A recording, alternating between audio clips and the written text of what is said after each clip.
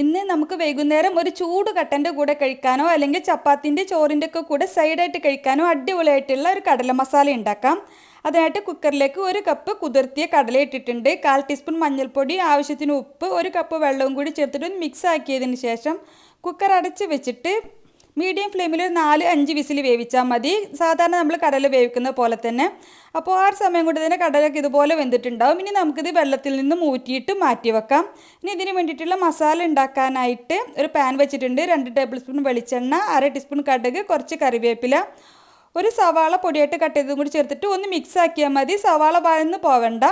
ഇനി ഇതിലേക്ക് 1/4 ടീസ്പൂൺ മഞ്ഞൾപ്പൊടി, 1/2 ടീസ്പൂൺ മുളക് പൊടി, 1 ടീസ്പൂൺ ചിക്കൻ മസാലയാണ് ചേർത്തിട്ടുള്ളത്. പകരം ബീഫ് മസാലയോ അല്ലെങ്കിൽ 1/2 ടീസ്പൂൺ ഗരം മസാലയോ ചേർത്താലും മതി.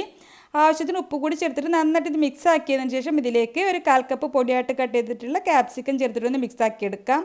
ഇനി വേവിച്ചിട്ടുള്ള കടല ചേർക്കാം. എന്നിട്ട് നന്നായിട്ട് ഇത് മിക്സ് ആക്കിയതിന് ശേഷം ഇതിലേക്ക് ഒരു പച്ചമുളക് കട്ട് ചെയ്തത് കൂടി ചേർക്കുന്നുണ്ട്. കൂടെ തന്നെ കുറച്ച് മല്ലിയില കട്ട് ചെയ്തതും 1/4 ടീസ്പൂൺ കുരുമുളക് പൊടി കൂടി ചേർത്തിട്ട് എല്ലാം കൂടി നന്നായിട്ട് യോജിച്ച് വരാൻ വേണ്ടിയിട്ട് ഒരു 1-2 മിനിറ്റ് നന്നായിട്ട് ഇത് മിക്സ് ആക്കി എടുക്കാം. ഇനി ഇതിലേക്ക് ഒരു അരമുറി ചെറുനാരങ്ങാ നീര് ഒന്ന് പിഴിഞ്ഞൊഴിച്ചിട്ട് ഒന്നുകൂടി ഒന്ന് മിക്സ് ആക്കി കഴിഞ്ഞാൽ പിന്നെ വൈകുന്നേരം ഒരു ചൂട് കട്ടൻ്റെ കൂടെ കഴിക്കാൻ അടിപൊളിയാണ്. റെസിപ്പി ഇഷ്ടമായെങ്കിൽ ലൈക്ക് ചെയ്യാൻ മറക്കരുത്.